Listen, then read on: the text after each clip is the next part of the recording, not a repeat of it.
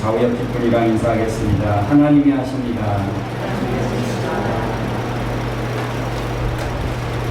하나님을 모르는 사람은, 또 믿음이 없는 사람은 내가 하는 것이 되죠. 그래서 내가 잘 살아야 되고, 내가 열심히 살아야 되고, 내가 노력해야 합니다.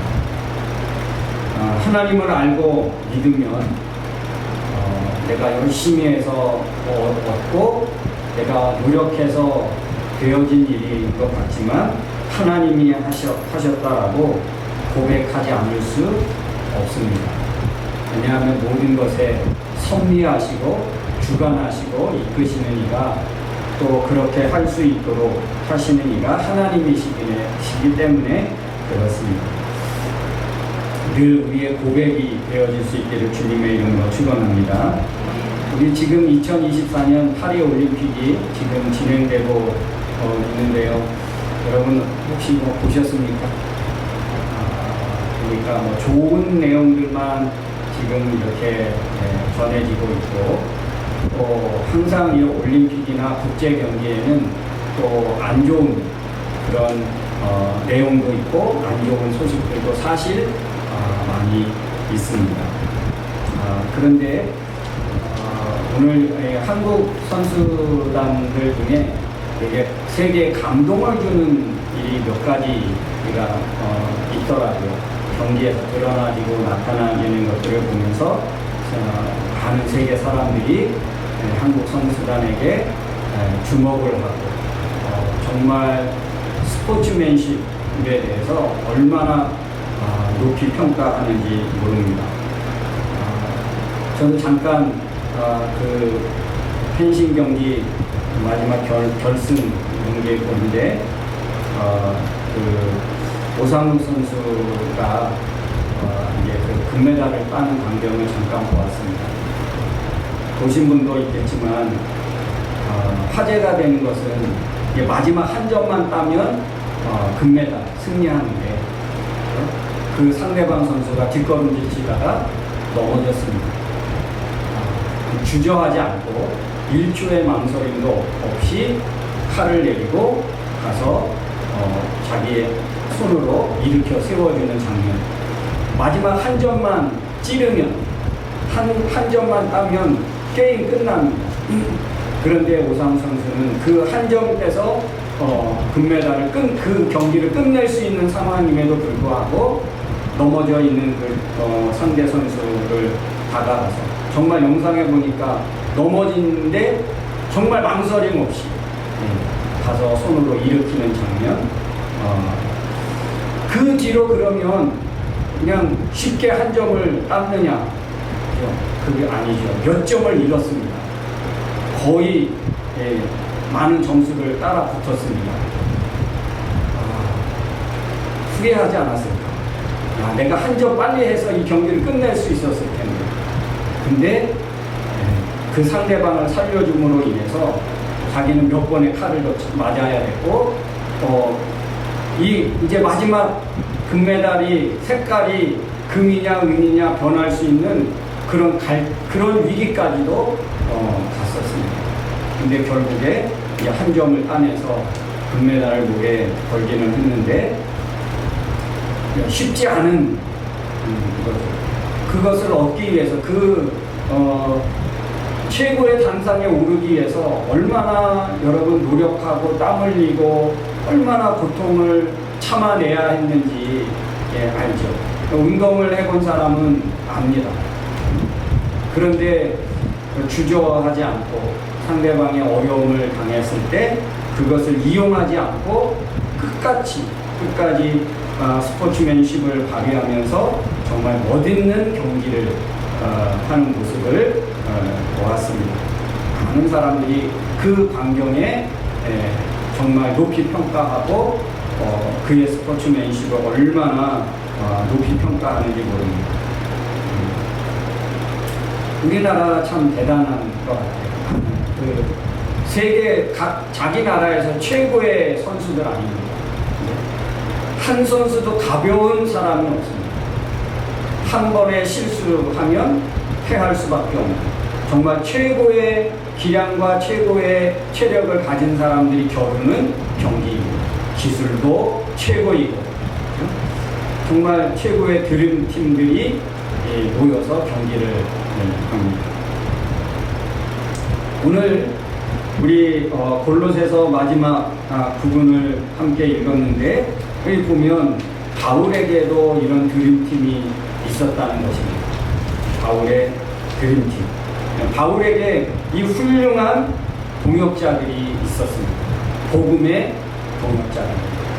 복음을 위해서라면 자기의 전부를 내어서 지금 함께하고 있는 자들입니다. 1차, 2차, 3차 선교 여정에서 바울을 만났고 복음을 듣게 되었고 은혜를 받아 변화를 받게 되어서 동역하게 한 사람들이 대다수의 사람들입니다. 심지어 죄수가 되어 감금되어져 있는 상황에서도 그 바울과 함께 하겠다고 오늘 그 아리스타고 같은 사람은 자기가 직접 죄수가 되어서 갇혀있는 바울 옆에서 바울을 서포트하는 수종드는 그런 역할까지도 하는 사람들이 나타나게 되었다는 것입니다. 참 복음 사역의 팀이 된 그야말로 바울의 드림팀이 아닐 수 없습니다. 우리가 지금까지 살펴보았지만 이 골로새 교회는 바울을 그 재정적으로 그렇게 후원하였고 약해진 바울을 돕기 위해서 수종드는 사람들까지 파송할 정도였습니다. 정말 아름다운 관계이지.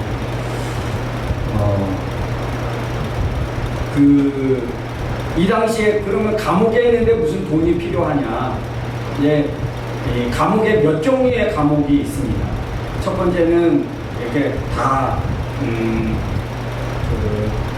우리가 말하는 교도소에서 이렇게 간수들이 지키고 고초하는 사람들이 지키고 하는 그런 감옥이 있고요.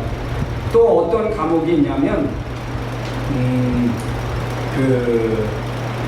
일정한 어떤 집을 주고 거기서 내가 가택연금 같은, 그래서 그 집에 들어가서 밖에는 고초가 지키고 있고 거기서 이제 집을 구해서 그것도 나라가 집을 이렇게 얻어서 너 여기 갇혀 있어 이게 아니고 그 세율을 다 죄수 본인이 다 내야 되는 거예요. 근데 일도 할 수 없는데, 수입이 없는데 여러분 그렇게 지금 할 수 있는 여건이 아니잖아요.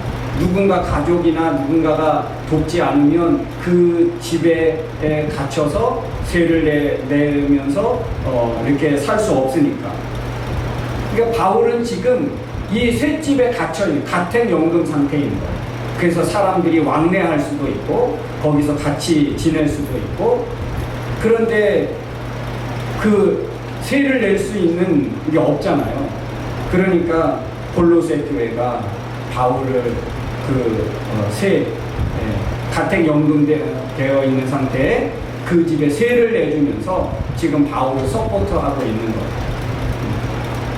그래서 바울과 함께 할 수 있는 사람들까지도 보내서 바울을 같이 도와줘요. 바울은 그렇게 가택연금 되어 있는 상태에서 그럼 바울은 어떤 일을 했습니까? 바울은요, 골로새를 쓰고 에베소서를 쓰고 빌립보서를 쓰고, 여러분 신약 성경의 13편의 그런 성경을 낳게 되는 정말 놀라운 일들이 바로 이렇게 감옥에 갇혀 있는 죄수의 신분으로 이렇게 수많은 좋은 생명을 얻게 하는, 우리가 읽고 듣고 생명을 얻게 하는, 구원을 받게 하는 그런 성경 말씀을 낳게 되었다는 것입니다. 그러니까 얼마나 놀라운 일입니까? 그 일을 지금 골로새 교회가 하고 있고 오늘 이 바울의 드림팀이 그 일을 해냈다는 거예요. 여러분, 오늘 저는 이제 7절, 9절, 10절, 11절 나오는 사람들을 중심으로 해서 살펴보고 그 다음에는 다음 주에 이어서 살펴보려고 하는데요.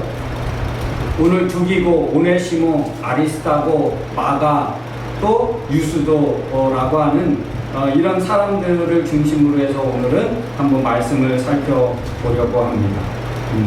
두기고 말씀에 보면 세 가지로 호칭되어지고 있는데요. 한번 우리 7절 말씀 같이 한번 읽어보겠습니다. 7절.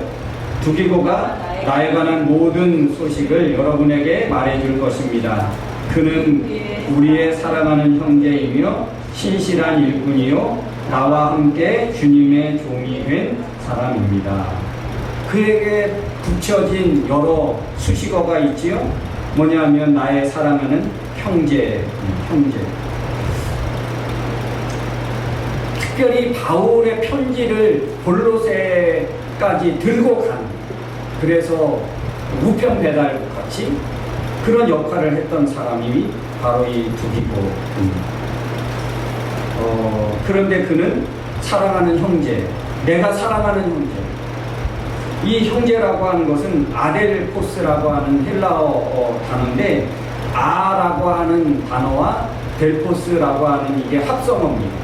그러면 아는 뭐냐 하면 아는 전치사와 같은 뭐뭐 같은 이런 말이고, 또 델포스는 자궁을 의미한다 합니다. 그러니까 한 어머니의 자궁을 사용해서 이 세상에 나온 사람, 이게 형제입니다. 아델포스. 같은 어머니에게서 태어난 사람. 여기서는 육체적인 그런 관계가 아닌 것이죠. 주님 안에서 같은 믿음을 가진 사람, 가졌다는 것을 강조하는 거예요.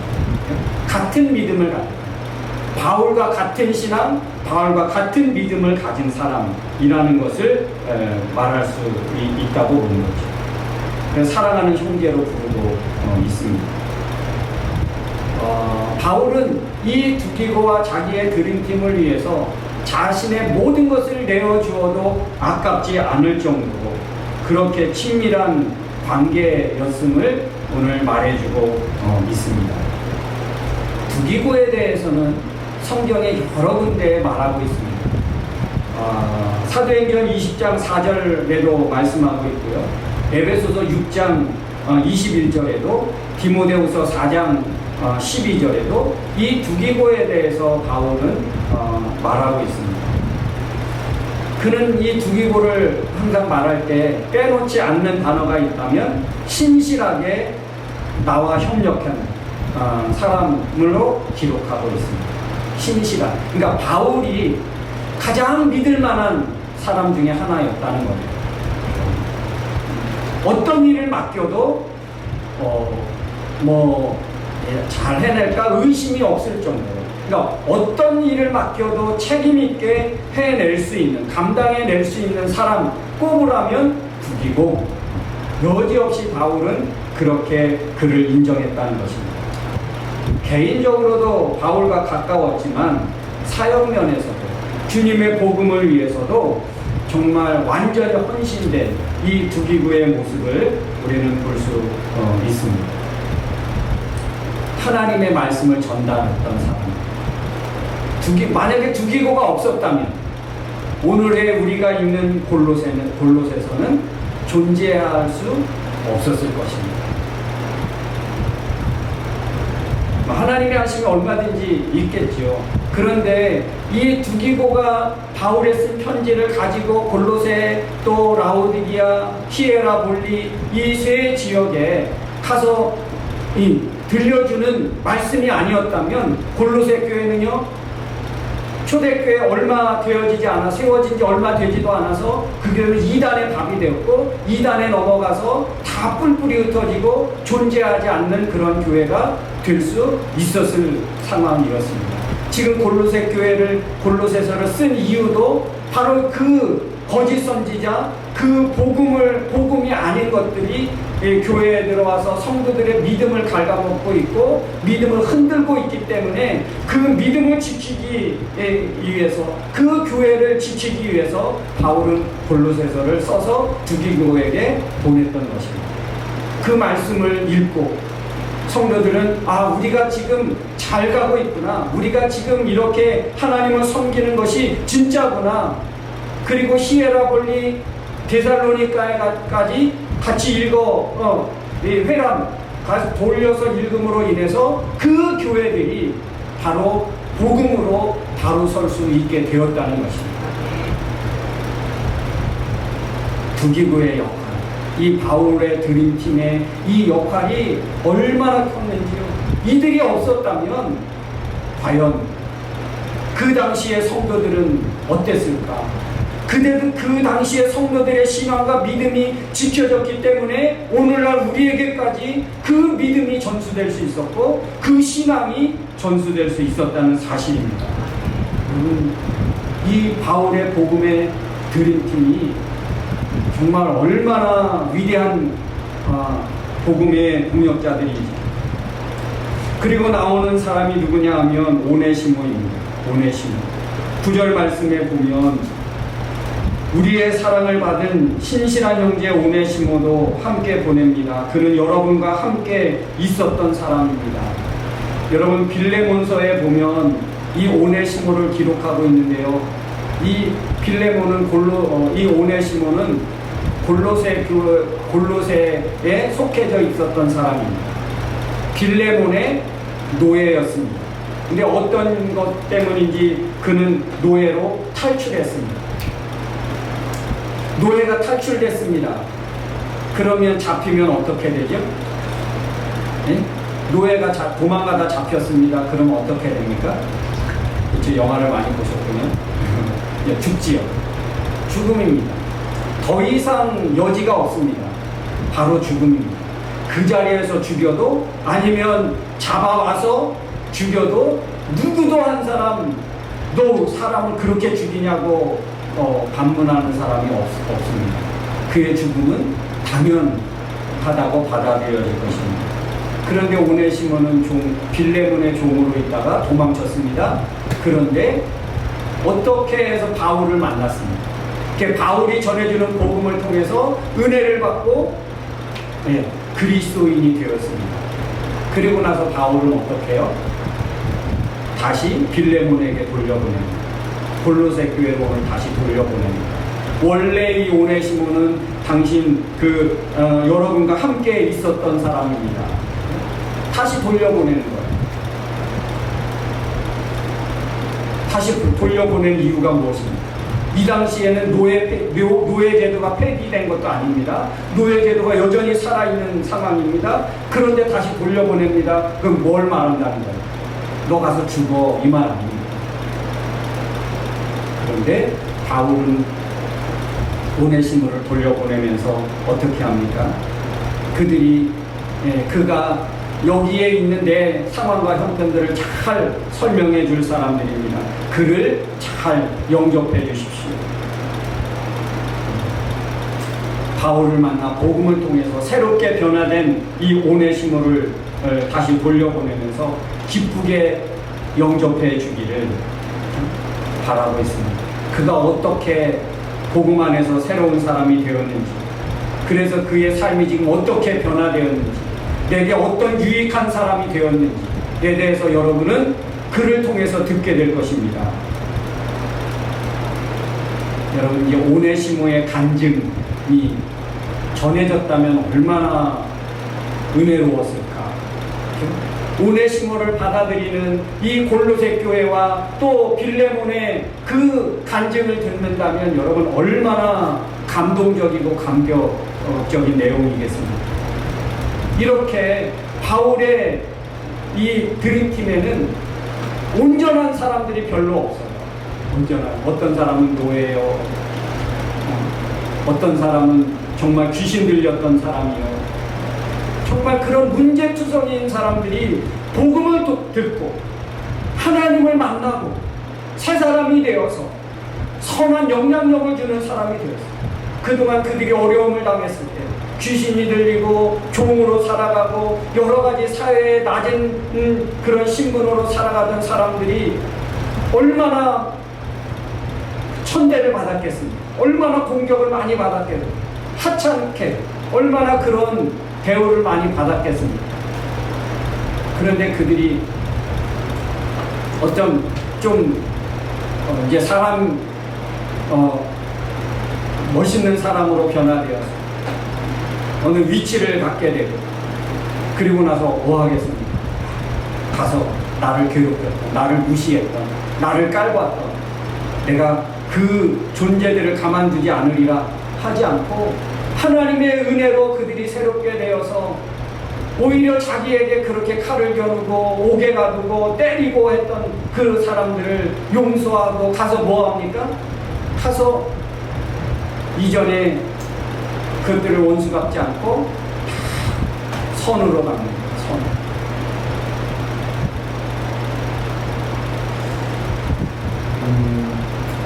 이 바울의 드림팀에 속했던 사람들 중에는 그렇게 실력 있는 사람들이나 뭐 영향력 있는 사람들이나 경제적인 기반을 가진 사람들이나 별로 없습니다.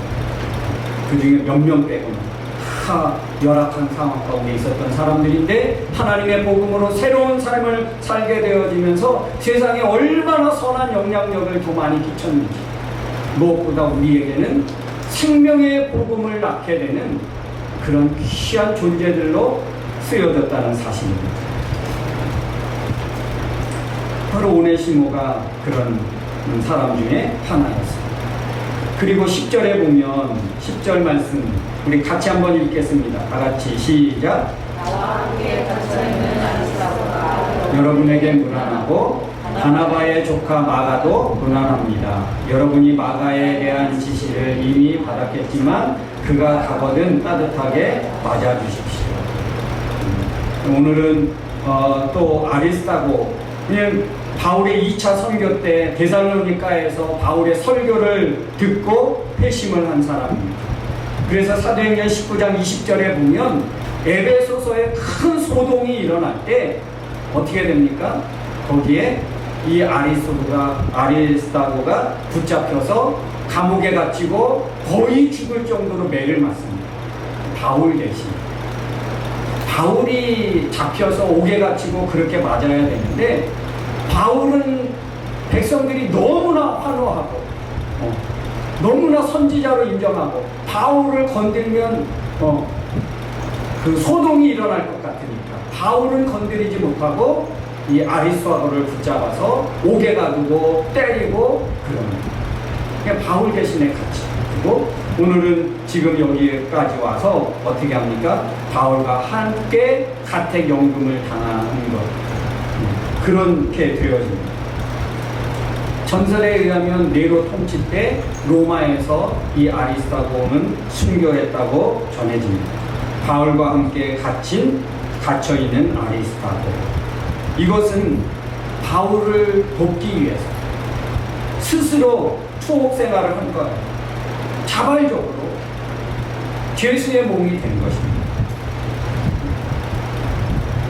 복음을 위해서라면 자기에게 은혜를 끼쳐주고 새로운 인생을 살게 한 이 사람을 위해서 자기의 전 인생을 건 거죠. 자신의 생명을 내어준 거예요. 바로 이 아리스타. 그리고 오늘 성경에 보면 마가, 이 마가는 바나바의 조카, 우리 마가 다락방, 마가 다락방, 성령의 그런 충만한 임재가 있었던 그 마가 다락방, 마가의 집입니다. 이 마가는 바울의 영향보다는 베드로의 영향을 크게 받은 사람입니다. 베드로전서 5장 13절에 보면 그렇게 말합니다. 이 베드로가 마가를 향해서 정말 하나님의 은혜를 알고 깨닫게 된 이 마가라고 그렇게 말합니다. 그래서 베드로에게 그는 영향을 받게 되었고, 베드로는 마가를 내 아들 마가라고 그렇게 부릅니다.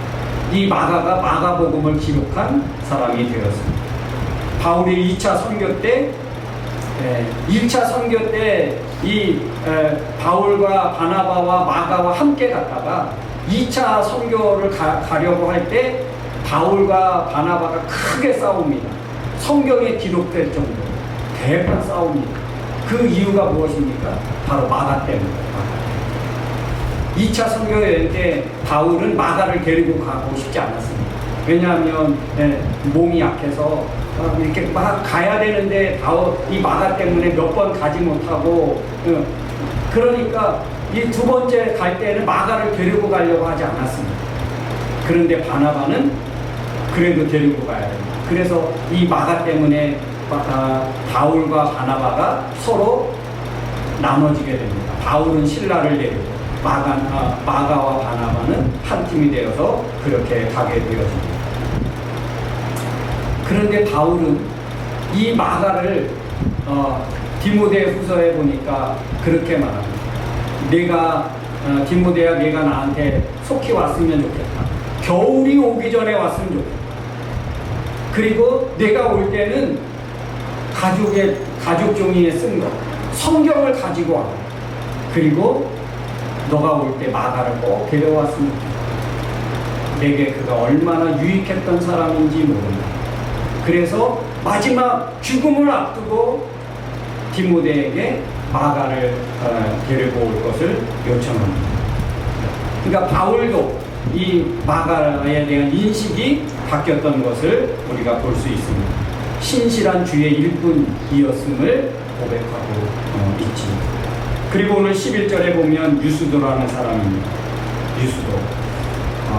그 헬라어로 보면 이는 유스토스라고 하는 이름인데 그거는 의로운 사람이라는 뜻입니다. 하나님의 나라를 위해서 오늘 11절에 보면 그럽니다. 유대인 가운데 하나님의 나라를 위해 나와 함께 일한 사람은 이 사람들밖에 없습니다. 그러니까 유수도도 어떤 사람이었다는 거예요? 하나님 나라를 위해서 바울과 함께 손이 되고 바울의 발이 되고 바울의 입이 되어준 고마운 동역자들이라고 말합니다. 말 그대로 복음의 드림팀이죠. 바울과 한상의 콤비를 이룬 사람들입니다. 이들이 바울에게 어떤 존재가 되었다고요? 11절에 보면 그렇죠? 나에게 큰 위로가 되었다. 큰 위로가 되었던 사람. 이런 헌신한 신실한 자들이 있었기 때문에 얼마나 하나님의 사랑이 하나님의 복음이 더 많은 사람들에게 전해졌는지 모릅니다. 이들이 없었다면 구원의 진리를 드러내는 데에 어려움이 있었겠지요. 바울은 이들의 신실함을 널리 알리고 지금 칭찬하고 있는 모습입니다. 어느 시대든 숨은 공로자들은 다 있기 마련입니다. 엘리야 시대 때에도 그렇죠? 숨은 공로자들이 있었습니다. 노아 시대 때도 있었습니다. 여러분 어느 시대에도 여전히 하나님의 복음이 끝나지 않고 하나님의 복음이 그 맥을 이어올 수 있도록 하나님은 계속해서 사람을 남겨놓으셨습니다. 바울의 시대에도 그럽니다. 바울 혼자 이 복음을 전하고 다른 교회들을 돌아보고 그 교회들에게 그 복음을 전하게 되었다면 바울 혼자서는 할 수 없는 일이었습니다. 교회는 바울 혼자 또 목사 혼자 세운 것이 결코 아닙니다. 이 시대에도 여전히 숨은 공로자들이 있습니다. 우리 교회는 숨은 공로자들이 있습니다. 이 시대에도 복음의 숨은 공로자들이 있습니다. 어디 있습니까? 숨은 공로자들이 한번 불러보십시오. 우리 교회가 교회되는데 숨은 공로자가 있나?